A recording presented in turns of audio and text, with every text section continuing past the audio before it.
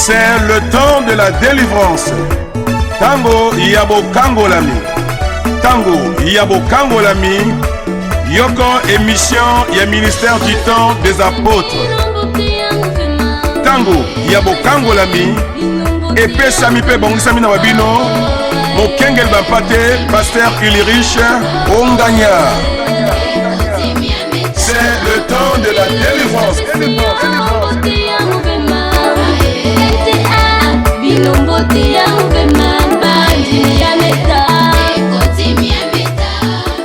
Fidèles auditeurs na biso nyonso bayo bazatango na nyonso pona kolanda émission na bango na bandi que benga bandeko baza bipai na bipai benga bango ya que émission e bandi et to landango na mabota ndenge to mesana kolanda eta musoza kotuna izanani bongo ezande kwa bino ya tango nyonso Gaël et Lion et to lobakango que soki tozo komaka bongo na ndako na yo na mutuka na yo to na chambre na yo eza bongo na lisungi ya ndeko na biso na benga ka Jiferi obalobi Junior Ferry toi et Peaza assisté bongo na ndeko na ye Chancel Kindu en tout cas Zambe a pambola bango. Alors pourquoi lelo na zanga morote eza pourquoi moko eza spécial na yamba mi bongo na banzi ke malamu moko na moko et toko pesa bino nani to yambi pourquoi lelo pe na malobane moko et sima toko yeba bongo toko yeba nani to bengi pourquoi lelo pona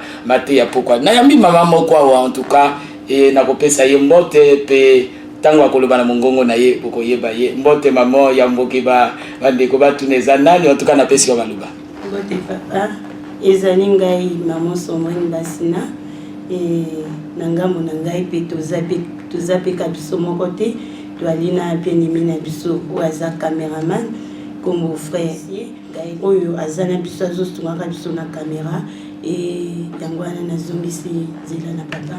Alors, dès tout cela qui ont le bac pourquoi le est spécial, donc vous avez tout de suite compris que les bongo soirée comme à l'amour, les soirée exceptionnelle. Voilà, bongo pourquoi le lot tout nani, tout ça bongo na papa nabiso ya tango nyonso, otolobi le révérend pasteur Ulrich Onganya yende papa nabiso, aza vraiment papa azo sunga kalibota na Nzambi. Papa azosunga non seulement libota na Nzambe mais basali na Nzambe en tout cas to pambwa mi pourquoi lelo pona kopesa ye mbote na lombango. Bonsoir papa.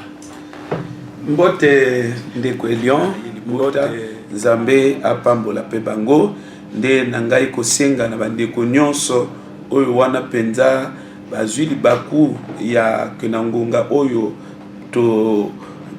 toza déjà elongo naza kosenga que bazala branché natina ko sosola sinon ko recevoir ba enseignement oyo ya kezambe abongisi to bana ko mettre na disposition na bango. Alors baki sabongo volume na yo na mutuka ndenge papa na biso amesana koloba po to bandi makambo malamu et sasa ipito zoloba boye en tout cas to zabongo l'église ministère du temps des apôtres. Au Kambina Ngonde, papa Nabiso, Oyoto Utoloba tout à l'heure, le révérend pasteur Ulrich Onganya, Yende Moto, Azako Kambalingomba, ya Meta, ministère du temps des apôtres. Alors, Tokene Nalombango Pongonga Izangonga, en tout cas, Oyebi que Tobandaki Mate Yanabiso, ça fait un bon bout de temps, Tozako parler Bongona, l'esprit de souffrance. Alors, Yambo Tango Mususu Mama Nanga Koza Motuna, Mena Pesana Motune Pai na Papa Kuna. Nalobaka souvent pourquoi papa ponaka batem moko en tout cas ici mbaka bato makasi mais non cette fois-ci l'esprit de souffrance elingo lo banini natunaka pourquoi poni yango et puis importance nango nini ya ko simbi mate ya boza ko sala ke bana na Nzambe fo ba sosola yango nde malobe pai na. Merci beaucoup ndeko Elion nazo senga na libota na Nzambe moto moko azala distraité moto moko te sika azwami azala distrait tozali na mateya oyo na tina ete tosunga bato nazo yambaka ba témoignage ya bato ebele o bazolanda biso na radio bapusani en tout cas bato bakoma comprendre que te makamo pasteur azoloba eza makambo moko eza très profond. Tant tozo parler dans l'esprit de souffrance, tolingi to parler na origine ya ba souffrance ya bato frère. Bato ebele bazo souffrir na ba vie na bango. Et pas na bango souffrance anezo bimela bango hasard. C'est-à-dire souffrance oyo ya ke moto aza komi kuta makamba vie ezo simbate. Moto aza komi kuta ke ezana biloko moko ezo lelisa ye. Azane sengo kaka tango azana miso ya bato, azane sengo kaka tango azana moi. Mais tanga atikalaka ye moko, tango ezake a se retrouver na butu ye moko, ezana mingi bazana kimia te, ezana mingi. C'est-à-dire kati na bango basiba kufa. Pourquoi makambo ezo simba te? Pourquoi moto azobunda na tina na ba réalité moko boye oyo amikuti keza na bi na ye nganzame tango nazoloba ebele baza na situation wana ya ke azane loko moko na vi na ye ezolelisaka ye eloko yango situation ne bandi lelo te azokolaka na yango chaque année aza komikuta ke situation ne eza ko persister nde tozali awa pour natina na kosol na boy makambo. Mais avant to kende musika ezana verset na sepeli kopesa na libota na nsambe na lobaki que bande ko balanda biso na bukebi na livre ya Josué et j'allais dire Job chapitre 5 verset 6. Job chapitre 5 verset 6. Bible eza koloba boye. Le malheur ne sort pas de la poussière. Et la souffrance ne germe pas du sol. Nazo senga na bandeko ebele, même après Matéa, après mission, va continuer à méditer les loko yo. Et c'est loko moko, verset moko, ezana profondeur. Et ça verset moko oyo nzambe. Ce qu'on l'a dit très bien, azo la musamakanisi abana na ye au sujet ya ba réalité bazo kutana yango. En effet, koto tozo tanga nzamba azo lo baboye. Alobi, le malheur ne sort pas de la poussière. Ya que kaka pamba boye, moto amikuti sikoyo na malheur moko na vine ezo komela kaye. Soka zemi fo e sopana. Il y a un malheur, mon frère. Mais la Bible lobby que malheur comme la moto ya pambate et bimika aboye. Bible lobby nzambe ya likolo o asali mokili na likolo na se o asali bato asali ba via bato alobi ke ekoko salamate ya ke moto afandi bana bazora teke ba examen na mboko to fandi oyo e yebani ke sep bato bekol bazo salango ba 100%. Amen. Mais il faut comme makana ndaka mamoyo sentir que moi na raté sep. Bible lobi malheur ya boye e koko comme la moto azarete. Nzambe apesi verso yo e a manière ko lamusa makanisi ya bana inaye. Ya ke moto tango makambezo komela ye azala ki dibate amona tekezo utakaka boye ezo bimana vine ka boye. Ya que ce qui moto azwi mbongo bana tu ya ndako babeli il faut mbongo anesi là pour que ya se retrouver aza ce qu'on a kimia ndo mi mona ka que moto azalaka na mapango ateki nyonso na mutu na etanga zo beta masolo azolo bakeno azolo ba mwana oyo soki na tekaka lopango na ngai wana te kasi mwana oyo na perdre que mwana oyo soki na tekaka vélo na kinango wana te soki na mona kaka kesengo ya biloka mokili kasi na perdre que mwana oyo te kasi na perdre que mwana oyo non papa olinga ko perdre mwana wana te mwana wana belaki c'est parce que yo zwaki biloko wana. Amen. Ezaki manière babotelo biloko wana nozo mona misusu na mokilo to fandi oyo bakuma ko bima lokola bato pamba. Pourquoi? Parce que na vie na ye aza komikuta bato ba yebi ye sikoyo c'est-à-dire que bayebi après à une certaine époque bazo mone moto pa bazo bosa na ke moto akana biloko ebele na mokili. Pourquoi nous c'est que eza ya ketango ya ju biloko il faut makamba compliqué comme là. Il faut y a que maladie moko ya grave mama belle na mboka ndi faut ba évacuer na Brazzaville ndo moni ba soin tout moto azu yango eza mabete. Mais pourquoi il y a que makambo il faut comme la kaka yo? C'est ça la grande question. Bible le malheur ne sort pas, ça ne sort pas de la poussière. Mais ça qu'on continue, que la souffrance ne germe pas du sol. Il y a que ndenge matiti obalo na kate, bofandi boye, bosutuka na lupango matiti zo bota. Ah, matiti bo distengo bozo sala pouke, matiti bo longola matiti, herbe sauvage. Boloni yangote bosutuka boye bimi. Bible lobi que souffrance et bimaka bongote. Amen. Amen. Souffrance et bimaka na ndenga bo sauvage te. Il y a que moto makamone tout dans la vie et il compliqué isa ko kangama ko dia et il passe ko sombelambe il passe Bible lobi que e ko bimana via moto lokola herbe sauvage te. Herbe sauvage balona ka yangote yango mo ke zobima. Bible lobi que souffrance ya kaka bongote. Souffrance tango moto amikuti kazo souffrir. Bible ezotalisa kezanatina neto zali wapona kotalisa na bandeko que c'est possible via moto a changer yango ya ke omikuti na kati na souffrance c'est possible olongola na niveau ya vie ya souffrance ya ke okota pe na kati na vie ya esengo nde but ya mateya otozana yango yo matonzi bandeko balandi na bandi que bozolanda façon même ya papa ya koloba vous comprenez que en tout cas ils ont ça la passi pour via bato ils ont souffrir makasi et ce sont des mêmes réalités on ngana yo tozo vivre na kati ya famille. Alors na lingi bongo peut-être kozonga na ngambo ya mama na yibike mituneze bele même boyo yo moto zo landaka biso za kotuna et en tout cas nzamba ko sunga biso alelo be poko alelo tozo pamwa makasi en tout cas bongo na ngambo ya mama kuna ba nazo na sentir que souffrance et ya kakapamba te. Mettons le coup le ya kakapamba te.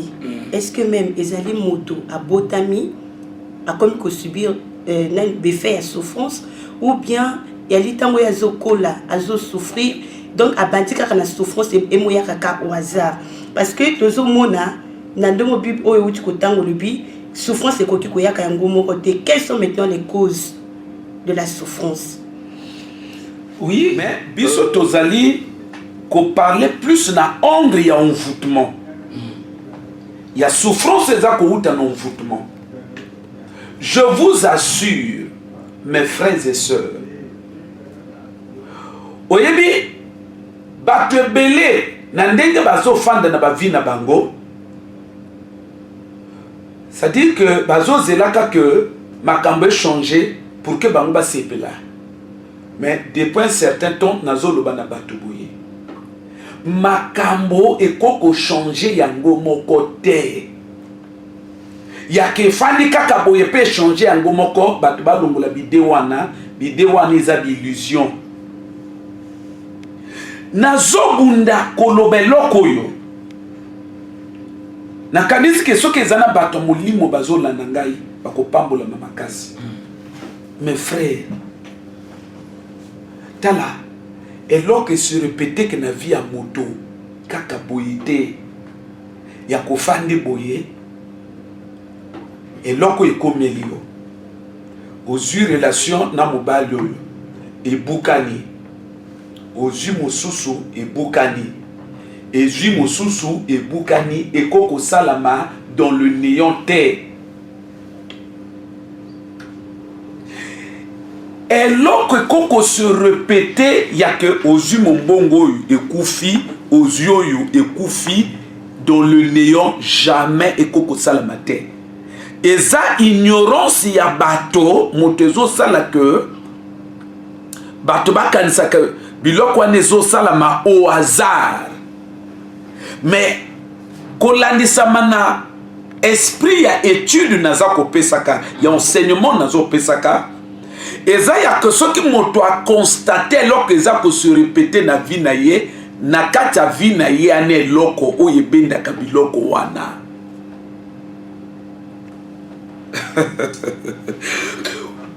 Tokotanga na bandeko pour répondre à la question ya maman Sandrine. Jacques chapitre 4 verset 9. Jacques chapitre 4 verset 9.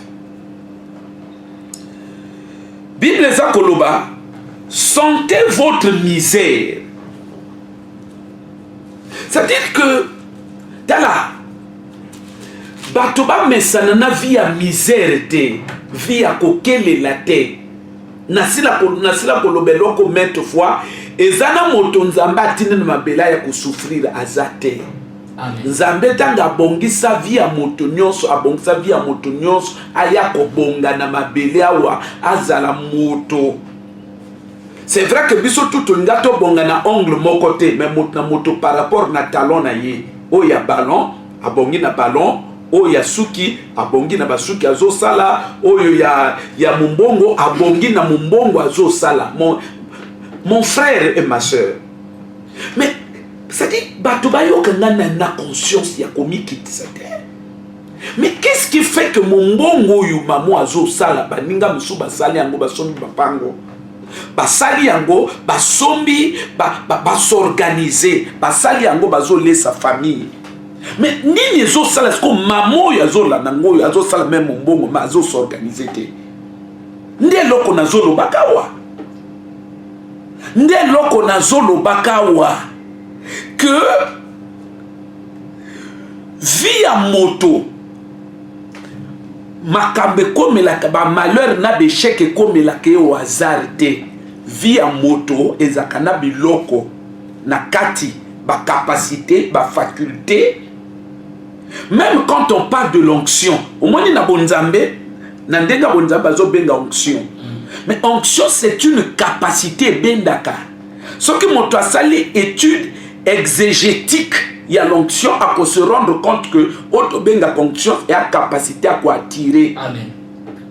Donc via moto et ana biloko na kati nango e bendaka.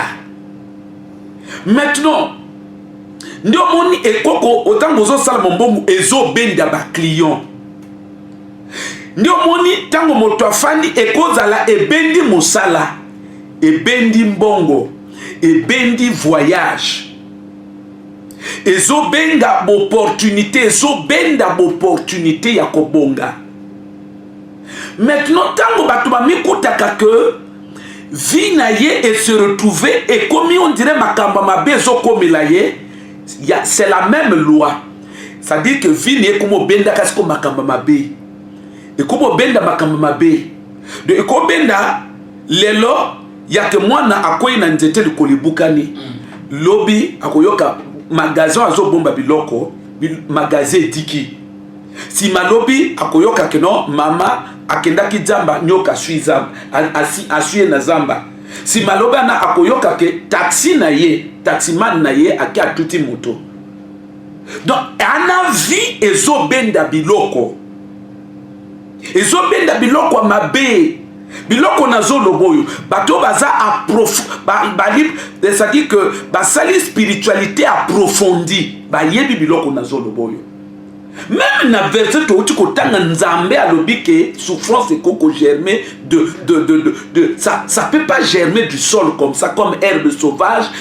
Souffrance c'est comme kokomela ka moto makamo moto comme souffrir makamutu ya ko souffrir jamais. Nzambe alobi ko salma bongo te. Ndé tango tozo tanga siko na jakawa et ane loko toza ko kene ko bimisa. Ndé na to bandaki na ke sentez votre misère. Nzambe yebi makamba misère oyo.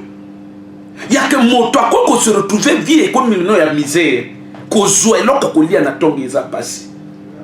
Ya que moto bana bazo bela azana makokite ka bimsa mbongo boy aso bakisi ya bana. Ndo mona ki la fois dernière na zo bak moto sko akomi ko former moi philosophie moko boya ko lobana bana ke zalaka na makasi ya maladie. Makasi ya maladie nini? O ezaba raisonnement, ezaba tendance à souffrance, à la kana makasi ya maladie. ndo monaka ya que lokola moto azwi aloka kolia malonga te apesi mwana linga asisi olia mbango akiobola balona baningo mona benge na alobi zongawa so basisi olia basalaka bongo te alors akioje kopa mai pende au sentir que mai donc au sentir donc même 5 litres mai bolu mobimba ya mai ya ke mela dipa libulu wana o ya vite ne sika moto abanda ko bricoler mwa ba stratégie oyo eza malamu aluka ya ke vina yebonga abima na kati na libulu oyo abima na kati na situation ya souffrance oyo ndo monia wa nzamba zo ba ke sentez votre souffrance eza na manière ko ba ke non réfléchir na souffrance na yo réfléchir na souffrance na yo ozo souffrir pourquoi mais souffrance eza na tina bato ebele bazo souffrir origine ya souffrance na bango eza maléfique eza na moto abwakeli ye molimo asouffrir na kati na vie na ye mais tant que mokolo nzoto yazo o babwakeli molimo a dû conscience pour kaluka délivrance te mais situation ne avait ko changer te ndio moni nzambe koto tozotanga azoloba abandina azoloba sentez votre souffrance et azoloba soyez dans le deuil dans les larmes que votre rire se change en deuil et votre joie en tristesse. Quand on sort du contexte, Nzamba alobi na ndenge mususu. Mais eloko oyo ngai na simbiawa ya ke Nzamba zolba ezana possibilité joie ya moto baba lango tristesse. Amen.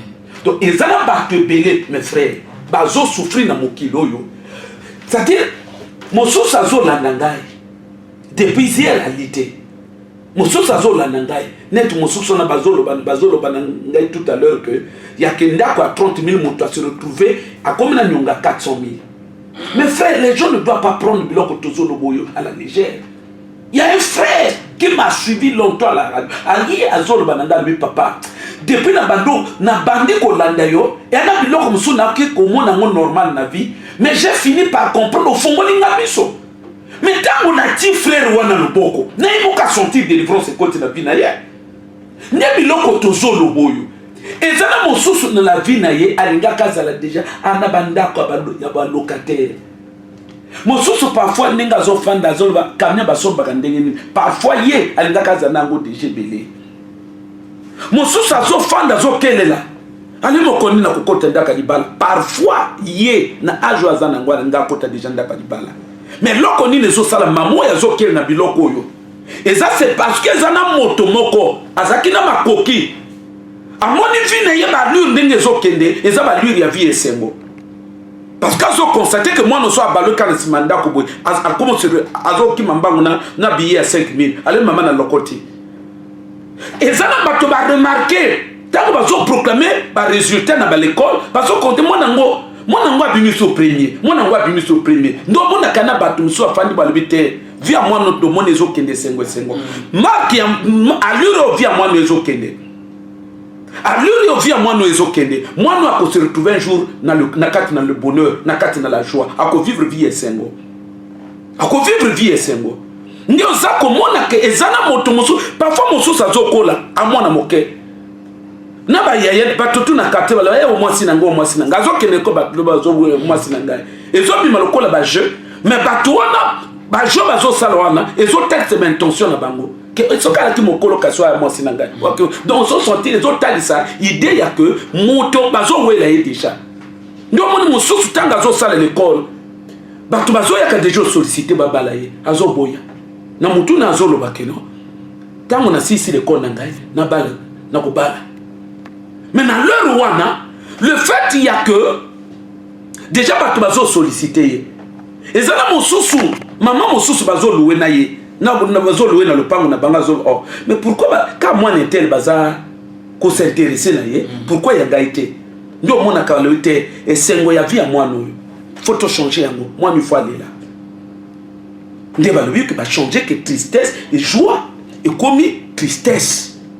Ndo moni maman mosusu ndo moni papa mosusu vina ye et comme est-ce que tristesse na tristesse makambe comme la kaye ezakaka ya mawa ba ko publier examen boy voisin à gauche ba crier ba ya droite ba crier kake pa na ye tristesse Nous on que na be événement tant que comme la bateau. Na lo pango ne comme ya ka matanga. Ka be événement tristesse. Jamais y a que bateau bati pas bafle, bazo bête musique, y a que moi ne yentel à balité. Y a bango soki bateau basangani et à tristesse. Bateau bako sangana ka na l'hôpital. Nous on que zemi soki koti na ba famille mususu bazozela ke non mwana bota soki mwana bota mia esengonda kwa ne kotie ya yeza bongote tang bazotuna mwana na ya kenda ko bota mwasi na kenda ko bota tang bazozonga na ba voisin ba yoka ke non mwana entela kenda ko bota tang bazo ya kapana ba mona bébé bilongo bazo mona déjà na kata ndako wana moya kotuna isute bango wa comprendre que mwana azu moto azu bébé te ya biloko bato bele bazo vivre nango mais ba mesani c'est ça le grand danger. Le grand danger c'est parce que tu message na biloko wana alors que eza ba vie na ya ba vie na bango réalité te eza simplement fruit à échange fruit à trafic spirituel ndo moni bazolo ba non ba ko ba changer esengo ba koti c'est tristesse et belle vie na bango eza ka tristesse soka c'est-à-dire il y a une information à ka tristesse dans l'hôpital que docteur Tangal a déjà cliché pour l'éviter, il va pour me poli. Mais information kaka tristesse. Combien de l'eau au moment où tu as comment soka appareil sonné monté mais katane ka le quoi pota. Parce qu'à yebi que information va opérer cette kaka tristesse. Tant on peut pas quoi. Ce qui peut pas bengier, tant ba lo baké. To bengio parce que maman wa komi boye. Alibité na yeba kinangai. Ba ndote zaka ya tristesse. Nyonso yezo bimalo la vie à moto. Mais tika été bande ko poko na le ba comprendre que la plupart des biloko batu bazo mono yo eza ni volonté na Nzambe eza ni ba vraie vie na bango mais eza ba fruit ya be fait ya misala molimo ezo sala ma compte ba vie ya bato parce que na monde ya molimo c'est possible ba transformer vie na yo ya ke ba longole sengo ba lier vie na yo n'est-ce pas na malheur ba lier vie na yo n'est-ce pas na tristesse ndo moni moto vie na yetu mobimba et comme ka makambo ya tristesse makambo ka ya tristesse c'est pourquoi nous avons profité pour nous qu'on lancer appel il y a que bande konyonso ba mikuti na ba makambo to solo ba tozana ba prière ya délivrance lobby 9h pile tous invités bande konyonso na église ministère du temps des apôtres tozwami na sima ya zando ya masengo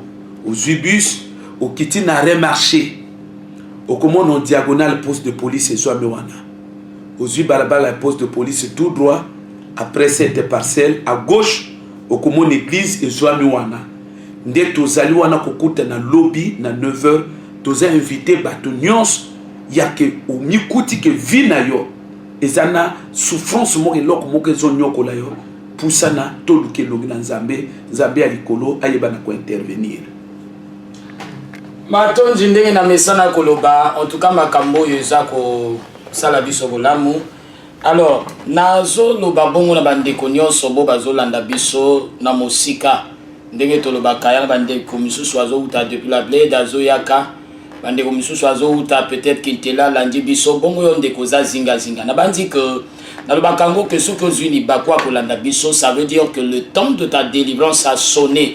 Alors kokanga motema te yakalobi en tout cas yakalobi Nzambe ako kutana nayo. Alors nani nazonga na ngambo ya papa simana ko yanola na motuna ya mamona biso Sandrine motuna moko ezawa nakati na ba propos na yo papa na bandi que nazolanda ka na bokebi makasi lokolo auditeur moko paza nazolanda ka biso. Quand vous avez le thème, il y a l'esprit de souffrance. Alors, au parler biso que nous avons deux vies, autozako vivre en même temps, surtout au même moment. Alors, ngana lingito sungande komoko. Si en même temps, nous vivre deux vies, alors lequel parmi ces vies-là, laquelle j'allais dire, eza point koko, c'est-à-dire eza source ya provenance ya ba malheur to ya souffrance na biso. Parce que nous comment d'ailleurs c'est une information bouleversée nga makasi ya kene na fani bonazo vivre deux vies, comment expliquer ça et parmi ces vies-là malheur to souffrance na biso zo utaka wapi. Je crois que ça sens il y a réponse dans votre copie ça tout à l'heure pour na koloba que ba souffre ba source il y a ba souffrance il y a ba tebelé ça envoûtement. Obi ba tebelé par exemple ba lota kabandoto. Mais erreur ba tebelé bazo sala eza que tango ya lotindoto ala muki azo bengango ya ndoto. Alors que bandoto dans la majeure partie des cas ezali expression c'est-à-dire que il y a venir il y a moto ou ils a déjà conjugué dans le monde spirituel. C'est-à-dire quoi? Dans le baka nabino la fois dernière que soko moni bembe et lali on constater que bien que chair humaine est lali mais on constate elle a manqué et a souffle. Or souffle souffle c'est ça l'esprit. Donc c'est pour dire vie à moto et dépendre que la chair et dépendre que dans l'esprit. Ce qui l'esprit est longoli, la chair est couille. Donc oyo basala dans l'esprit ndé be fait n'engwa la chair. Ce qui ba li esprit, la chair est couille. Ce qui va kangi l'esprit, la chair est kangami. Ce qui va bloquer l'esprit, la chair peut à bloquer. Maintenant, eza na kati ya dynamique wana. Or, manière ya coopérer au bazo bebis ba via bato le plus ezande baza coopérer na kati na bandoto. C'est-à-dire que eloko moto alota kana bandoto yande sko ba kotisi yango na vie na ye. Mais ba kotisi na ongle ya molimo ba yebi que ekoya kobima na nzoto. Donc ce qui revient à dire la plupart ya bandoto bazo lota eza ba programmation ya makamu na banga moi. Mais c'est par manque de connaissance, manque de capacité d'interprétation de rêve. Nde batu basko aza bazana du mal ya koyeba que makambo ezo komelanga na moi ezana lien na makambo ezo salama na butu ozo mona.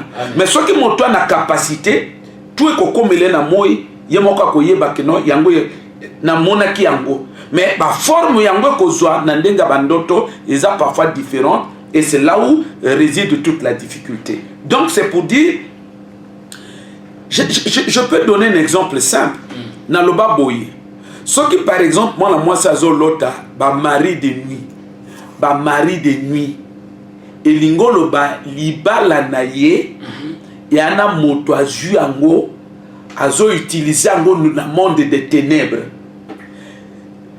Conséquence, il y a le fait que l'Ibala n'est pas utilisé dans le monde des ténèbres, conséquence, effectivement, des célibats. En dehors, il y a célibat, instabilité sentimentale. Voyez-vous? C'est-à-dire, mon relation, ils ont boukana kili. Oyo tout, ils ont bimaloka parfois, circonstance, il y a la vie en moto. Mon réalité, ils ont effet. Il y a ndenge libala na ye za utiliser la nuit. Amen. Donc à partir de ce moment, oyazo vivre babenga yango les effets de l'envoûtement. C'est ça.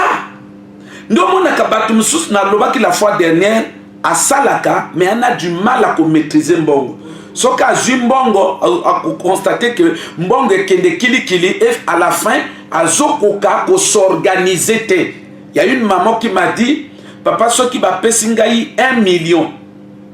Alors bi mi ba le tout ba boya kangai bazol banana esprit à dépense. Olandi très bien. Esprit à dépense. Amen. Donc ba comportement ba agissement ya ba tebele à esprit. Et pourquoi posons-nous la question pourquoi bazo boa que la ba esprit wana moto azo sala yango ana but précis yebi ke akoba la terre. Ana but précis yebi ke yé akosa la terre. Donc maman nazol ba que soko pese 1,5 million lelo. Après 3 jours ya kutune yango te parce que komona yango lisote. Voyez-vous? Donc étant moto landeli et c'est esprit à qui na kati na ye. Donc c'est pour nde omonaka ba misusu ko quelque mwana mwasi oza ko okutake amokolo masubaka na mbeto eza be esprit mibimba. Mais déjà ko suba na mbeto à un âge avancé, ça veut simplement dire que moto a utilisé le monde de la sorcellerie. Masubo ça fait partie ya ba carburant ya monde des ténèbres. Nalobi que via moto souffrance yé la kaye na ndenga kidi bate. Amen. Que fanika we bimi lokola herbe sauvage te. C'est pourquoi tant on comment azola na maté yoyo. C'est-à-dire à comprendre que c'est possible vie na yé changer. Amen. Biloko la plupart de biloko bazo vivre et ça ba manifestation ya ba travail mystique et salama contre bango. C'est très important. Et ça le kola moi noyo azo salaka à l'otaka à salaka l'école na butu. Mais ça veut dire que son intelligence est utilisée la nuit. Conséquence na ngwe ezali à cause la zoba. Parce que dans le baki na bino boye.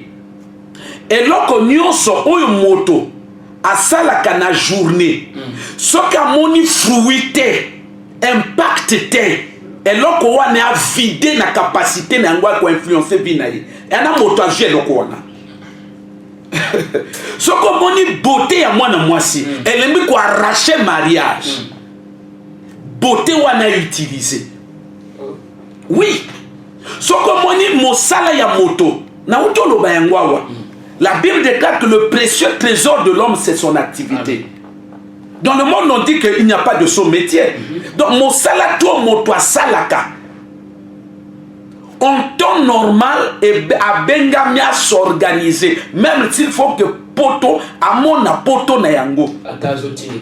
Oh, mon frère, ne blaguez pas. Tala, et là que zobo ma batouanini. Et ça, au moins, les sorciers, les occultistes le savent. Bah, yebi que moto na katina ye, biloko ya moyi, et à attirer na ba capacité moko ya na kata vie na ina butu. Oyebi tango ndoki unganga zo salisa moto albi boya langa ni etende lamba boya langa iboy. Bino kasi ya kozwani na kata etende lamba. C'est pas la matière qui importe. Ça veut dire que tant que nous na etende lamba, il y a une dimension. Il y a une dimension de, c'est-à-dire que une dimension d'une certaine capacité spirituelle qui est censée influencer la vie de cette personne. Na sens ya eloko basingi wana et c'est ça qu'on va retirer. Donc battre belé na vie na bango, ce n'est pas pour rien tant bozomo na battre belé na ba vie na bango, bazo sa makambezo simbate et talisi ke biloko na bango bazwa yango. Moto akoko souffrir ya pamba te. Ce que mon salaire moto ezako réussir ko influencer vie na yete. Abonga na yango te. Eza mon salaire bazo utiliser yango. Amen. Amen. Eloko nyonso so babandi ko utiliser ndenge ko yeba ke eloko baza ko utiliser na monde des ténèbres. Soki na mo isimba lisute. La plupart ya bakari batu bazo nyoka mana bakari ezali. Ezali no na endo kazwa a utiliser kango ali akamishuna batu na yango. Mais l'envoûtement c'est quoi? Eza motazie loko na yo a comment utiliser kana butu. Il sait que le fait qu'azo utiliser ngo na butu donc azo utiliser capacité spirituelle. Ça veut dire que physiquement yo kotika la na forme. Mais loko wana est une capacité à influencer vie na yote. Donc c'est là où je suis en train de dire que batoba joie Matteo yo très au sérieux. Via moto bonga kana la forme te. Et bonga kana forme te ka alubaka français bien, a salé l'école à Molayi, patati patata, na beauté, anandela mino zéro, tout ça c'est zéro. Via moto bonga kana fond, l'esprit. Amen. Job dit en réalité en l'homme c'est l'esprit. Donc autrement dit, ce qui compte dans la vie de l'homme, c'est l'esprit. Et Jean dit, je souhaite que tu prospères physiquement comme tu prospères spirituellement. Amen. Amen. Donc, nous sommes en train de dire aux gens, Bandekoba doit conscience. Ce qui m'a kamba vie ezo simbate, il faut poser la yango na poser la ekoyaka te. Le simple fait que zo yaka te, ça prouve que eza te. Ce que zala ke ngake yaka déjà. Mais posons-nous la question, je termine par là. Posons-nous la question. Kobanda un nos frères, noté 30 ans. C'est pas la blague. Hein? Et à âge belé. Amen. Et à âge belé. Un noté 35 ans. Et à âge belé. Amen, papa. Parce que après 35 ans, et loko izo comme la mototé. Même loko yo yazo oh parfois na 35 ans zo yango te mais et ana moi na 10 ans nango. Tango ba botié ba pesi le pango. Mais papa 40 ans le pango ate. Prouvez-moi que na vie à papa ana le pango. Prouvez-moi. Temo prouver ngai que vie à papa yo ana le pango. Ça n'existe pas. Exactement. Ce qui azalaki na yango il n'a que se manifester. Amen. Ça laisse se manifester. Biloko tozo mona bato bana du mal ya kozwa ya te ba ya katolu kanzambe. Ba lu katolu kanzambe. Mosusa kwa tu na ngame nezate. J'avais dit ici. Il y a un sataniste nga bongo motema zolo ba un jour ba ke na deuxième monde. Na monde ya ba sorcier. Tango ba zo wuta. Je me souviens bien, il parlait du monde astral.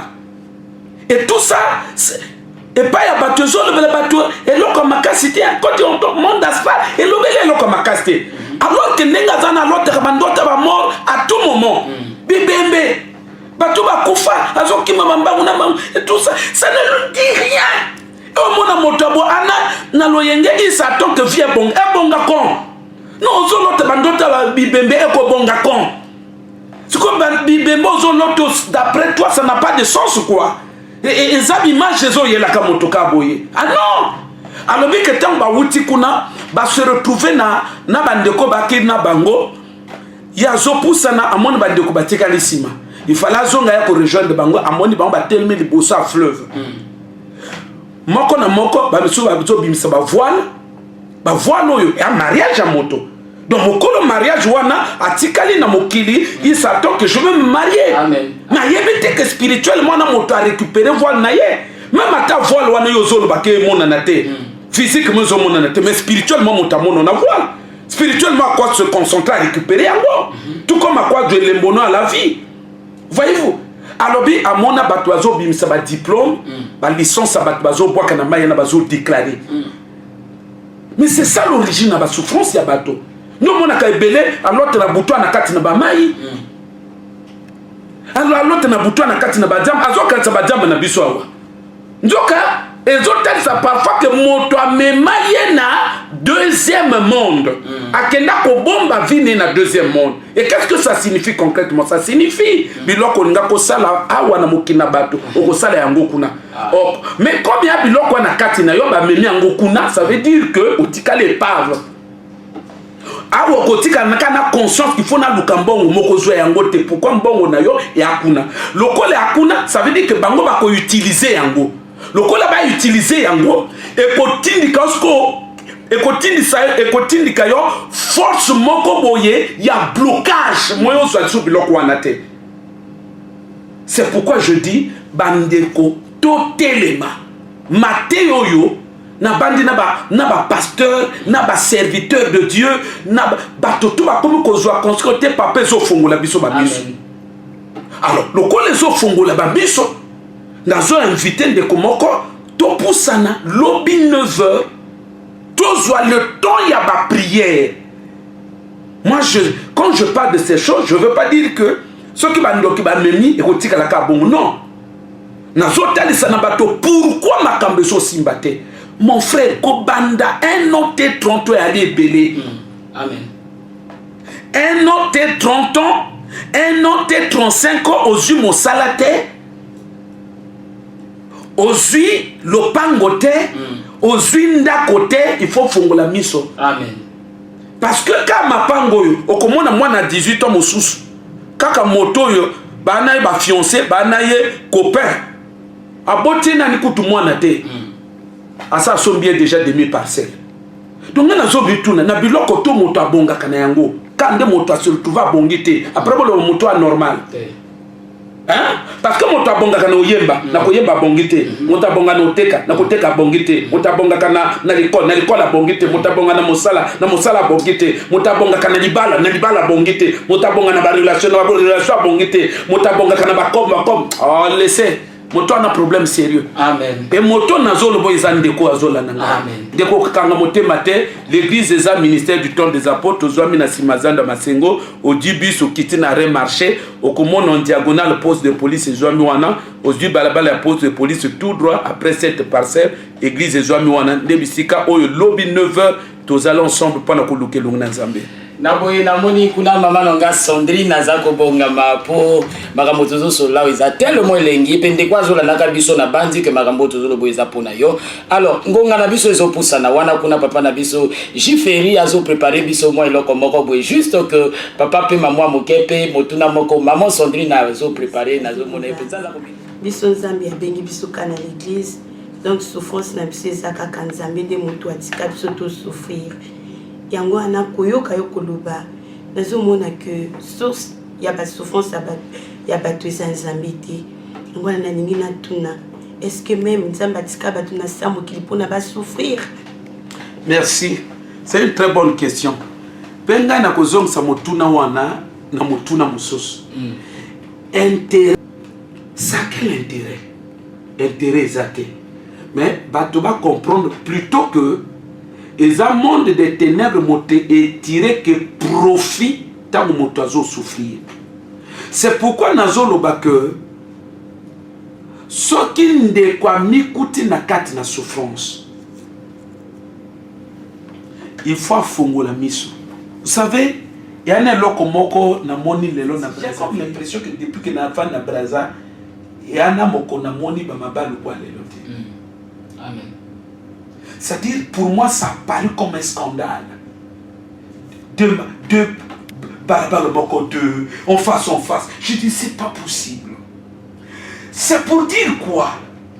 Ndeko moko yazo mikuta que ya yon dirait ezo yaka de kola ezo yaka tete a telema azela no zela te ayaka to prier. Amen.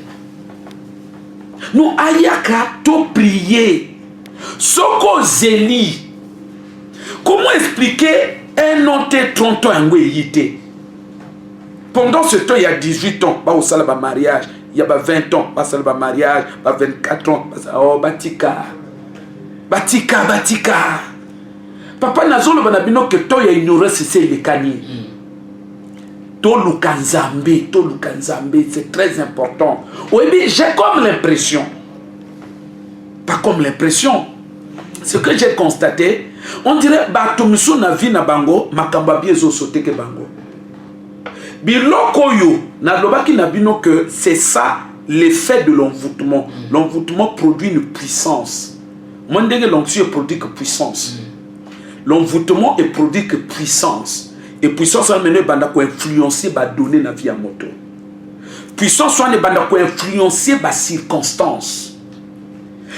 Puissance, ce n'est pas pour rien, j'ai dit tout à l'heure, tant mon azoyoka, monde astral, azoyoka ke, ou alala à l'autre esprit de mort, il ne faudrait pas qu'ils prennent ça à la légère. En matière de spiritualité, le fait d'être en contact avec un monde donné, ça te communique la force. Or, ce qu'on a force, voilà en contact dans le monde de ça te communique une force yakufa. Ce qui fait que comme on a moto et là que toi aussi simba ikufa. So ka simbi téléphone ya moto kufi, a simbi nin ekufi, a juizemi mwana kufi, mombonge kufi. Nyonso eza effet. Pourquoi ça que se répéter, ils ont talisake aza en contact na puissance ya kufa. Amen. Tozoloba batuba pusana. Pour na kosuki ça, j'aimerais donner une matière à réflexion. Oyebi tangu basala ka moto bonga moto abukani likolo abukani ninoyo bazo sala bonga basenga ka parfois soso soki a mwasi baliboya kana sosa mwasi soki a mobali boya kana sosa mobali babuki epe likolo kak après batiki soso wana bakuma mbaseyo okosutuka soso likolezo bonga moto pe likolezo bonga bato bazo comprendre te ba créer lien entre via soso na via moto. Ba te bele ba sala bango joana. Ba créer lien entre mboa na ye. C'est pourquoi mon abat batambola ka na ye batikié. Batambola ka na ye batikié. azo vivre vie ya bombwa et pona kosukisa soko moto amoni eloko moko eza ko se répéter na ndoto na ye elingo loba bakomisa ye lokola eloko wana vie na ye kozala kaka vie ya Marc wana matondi bandeko oyo ebandaka malamu yango mpe nde esukaka malamu et surtout ebandaki na kolo. Et là vous avez compris que mission na biso comme okende na suka etikali biso ngonga kotanga bongo na ngambo na vitrine kuna bazosala biso signe tolingi toleka na lombango na mwa minute etikali ya kotanga mpona kopesa numero ya luka obenga soki omoni kozana crédit ndambo kotindaka message tokozala wana. Papa, merci na oyo tu peux répondre. Maintenant, est-ce que même étant dans l'église, motakoki ko souffrir? Parce que tozo mona, na tuni motuna oyo. Yana batubeli bazo lobaka, l'église bazo keneke. Est-ce que même l'église bazo keneke, mais azo souffrir ako kene mosika na kibonzambe? Allô?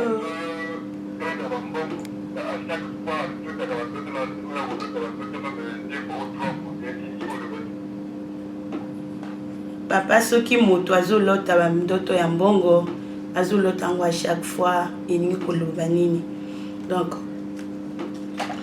omoni oyo moto azomona ezotalisa ndenge bakomisi ndenge vine kokoma na moi donc ça dépend na ndoto ya mbongo eza na ba paramètres belé. Quand il y a plus de précision, ça peut nous amener à déterminer le vrai sens. Mais à première vue, on peut dire que c'est l'esprit de pauvreté. En tout cas, ndeko landa biso benga lokola ndeko moko azako benga kame nzela na singa. En tout cas, tozo yambaka malamu te benga biso na zekotinda contribution na yo parce que toi on a besoin ya tango là bazo sa biso sinke ngonga isini. En tout cas, benga biso après émission, to koko landa biso na chaîne na biso YouTube oyo bongo o cliquer kuna Église Meta TV okoya okuta que mission onyo sokoya kokuta ngo kuna landa biso na chaîne ya YouTube na bandeli Église Meta TV. En tout cas, tozo kebara na suka. Oui. Allô? Allô? Bonsoir papa. Olobi nini?